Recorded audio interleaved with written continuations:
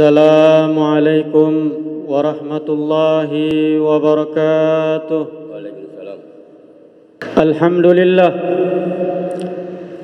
الحمد لله الواحد القهار العزيز الغفار مكور الليل على النهار تذكرة لأولي القلوب والأبصار. وأشهد أن لا إله إلا الله وحده لا شريك له، وأشهد أن سيدنا ونبينا محمدا عبده ورسوله. اللهم صل وسلم وبارك عليه وعلى آله. اللهم صل على سيدنا محمد النبي المختار وعلى آله الأطهار وأصحابه الأخيار ومن تبعهم بإحسان إلى يوم القرار. أما بعد، فيا أيها الناس أوصيكم ونفسي بتقوى الله. وقد قال الله تعالى في كتابه الكريم: أعوذ بالله من الشيطان الرجيم.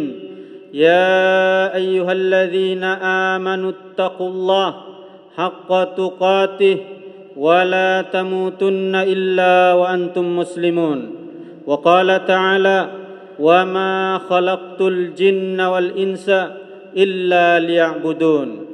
Ma'asyiral muslimin, jamaah Jumat yang dimuliakan Allah Subhanahu wa taala, marilah sama-sama kita senantiasa panjatkan puji syukur kita kehadirat Allah Subhanahu wa taala atas limpahan nikmat karunia yang tiada henti-hentinya Allah Subhanahu wa taala anugerahkan kepada kita. Juga tak lupa salawat serta salam senantiasa kita sampaikan kepada baginda Nabi Muhammad sallallahu alaihi wa ala alihi wasallam, juga kepada keluarga, anak-anak keturunan beliau, para sahabat dan pengikut-pengikut beliau. Mudah-mudahan kita yang hadir di masjid yang penuh dengan mubarakah ini juga merupakan bagian dari umat beliau sallallahu alaihi wa ala alihi wasallam. Ma'asyiral muslimin, jamaah Jumat yang dimuliakan Allah Subhanahu wa taala, dalam perjalanan kehidupan kita di dunia ini sejatinya membawa sebuah misi penting yang telah diamanahkan oleh Allah Subhanahu wa taala. Selama perjalanan ini kita tidak boleh lupa dengan misi utama penciptaan kita di muka bumi ini. Ma'asyiral muslimin rahimakumullah, setidaknya ada dua misi utama yang terpenting tujuan penciptaan manusia di muka bumi. Yang pertama, yakni sebagai Abdullah, hamba Allah Subhanahu wa taala, dan yang kedua sebagai khalifah fil ard, sebagai pemimpin di muka bumi. Misi yang pertama, tujuan dari penciptaannya manusia di muka bumi, sebagaimana yang tersurat di dalam Al-Quran. Allah Subhanahu wa taala berfirman: "Wa ma khalaqtul jinna wal insa illa liya'budun." Allah Subhanahu wa taala berfirman, tidaklah aku, kata Allah, menciptakan jin dan manusia melainkan hanya semata-mata untuk beribadah kepadaku, kata Allah Subhanahu wa taala. Ayat ini bermaksud setiap makhluk, baik itu jin maupun manusia, wajib tunduk kepada peraturan Allah Subhanahu wa taala, wajib melaksanakan setiap perintah dari Allah Subhanahu wa taala, dan wajib untuk menjauhi segala larangan yang dilarang oleh Allah Subhanahu wa taala.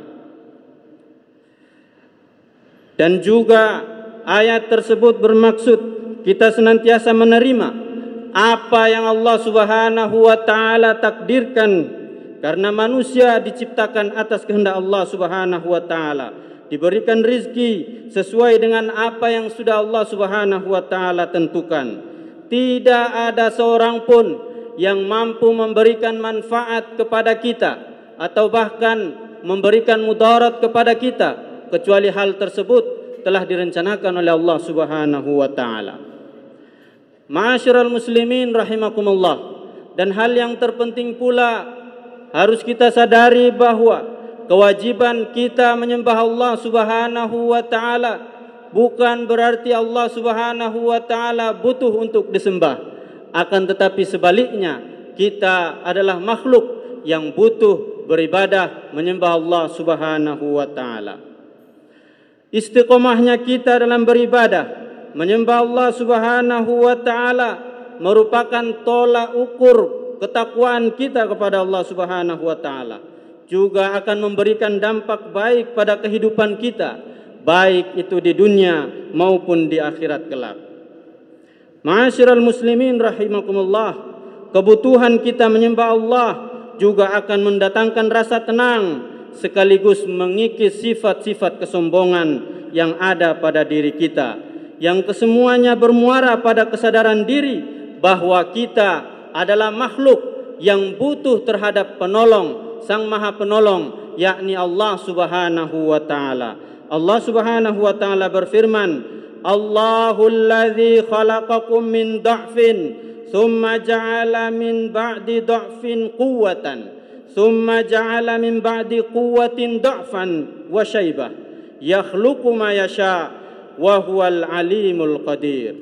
Allah lah yang menciptakan engkau dari keadaan lemah, kemudian menjadikan kamu menjadi kuat, kemudian dari kuat menjadikan kamu menjadi lemah kembali dan beruban.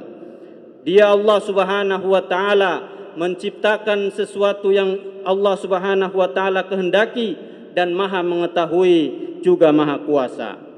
Ma'asyiral muslimin rahimakumullah, misi yang kedua tujuan penciptaan manusia adalah sebagai khalifah di muka bumi. Hal ini termaktub di dalam Al-Quran. Allah Subhanahu wa taala berfirman di dalam surah Al-Baqarah ayat 30. Allah Subhanahu wa taala berfirman, "Wa idz qala rabbuka lil malaikati inni ja'ilun fil ardi khalifah qalu ataj'alu fiha may yufsidu fiha wa yasfiku ad-dima wa nahnu nusabbihu bihamdika wa nuqaddisu lak qala inni a'lamu ma la ta'lamun." Tatkala Allah Subhanahu wa taala berfirman di hadapan para malaikat, sesungguhnya aku, kata Allah Subhanahu wa taala, hendak menjadikan khalifah di muka bumi. Para malaikat kemudian bertanya kepada Allah Subhanahu wa taala, "Ya Allah, apakah engkau hendak menjadikan seorang menjadi khalifah di muka bumi yang hanya di kemudian hari melakukan kerusakan-kerusakan, saling menumpahkan darah di antara mereka, sementara kami cukup sebagai makhluk yang senantiasa bertasbih kepadamu, menyucikan namamu?" Allah Subhanahu wa taala menjawab, "Inni a'lamu ma la ta'lamun." Sesungguhnya aku, wahai para malaikat, lebih mengetahui apa yang tidak kalian ketahui. Dari ayat ini bisa kita lihat bahwa ketika Allah Subhanahu wa taala hendak menjadikan manusia sebagai khalifah di muka bumi, disambut oleh para malaikat dengan sikap keraguan. Mereka menilai bahwa manusia tidak pantas menjadi khalifah pemimpin di muka bumi. Yang patut menjadi khalifah atau cukup mereka yang senantiasa bertasbih kepada Allah Subhanahu wa taala tanpa sedikit pun bermaksiat kepada Allah Subhanahu wa taala. Namun pernyataan tersebut langsung ditepis oleh Allah Subhanahu wa taala, karena Allah lah yang paling mengetahui atas segala sesuatu, termasuk keputusan menjadikan manusia sebagai pemimpin di muka bumi. Ma'asyiral muslimin rahimakumullah, penciptaan manusia adalah rencana besar Allah Subhanahu wa taala di dunia ini. Allah Maha tahu pada diri manusia terdapat hal-hal negatif sebagaimana yang dikhawatirkan oleh para malaikat. Akan tetapi aspek positifnya jauh lebih banyak. Oleh karenanya, marilah kepercayaan dari Allah Subhanahu wa taala di hadapan para malaikat, marilah kita pikul amanah ini dengan baik dengan cara menjaga keseimbangan kehidupan kita di dunia ini.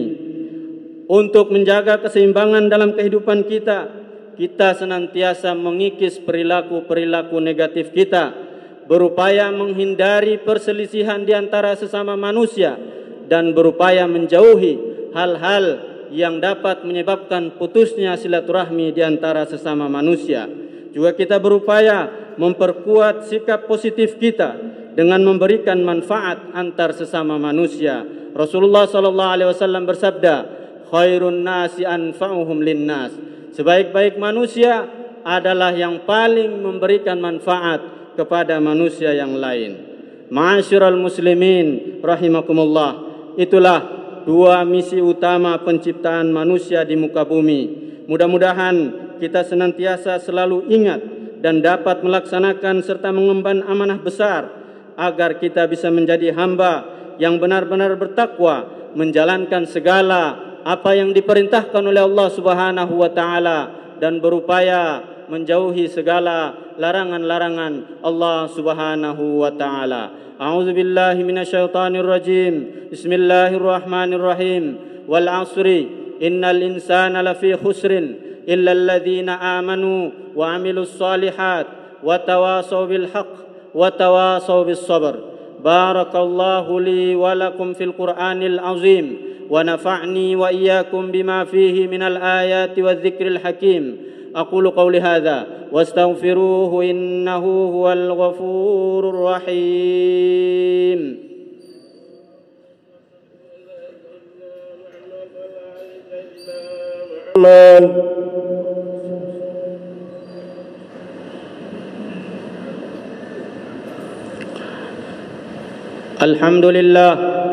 الحمد لله حمدا كثيرا طيبا مباركا فيه كما يحب ربنا ويرضاه، وأشهد أن لا إله إلا الله وحده لا شريك له، وأشهد أن سيدنا ونبينا محمدا عبده ورسوله.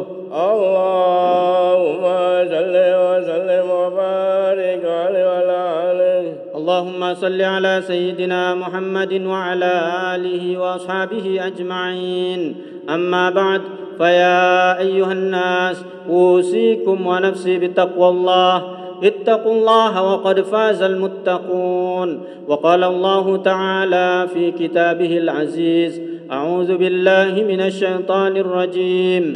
إن الله وملائكته يصلون على النبي يا أيها الذين آمنوا صلوا عليه وسلموا تسليما.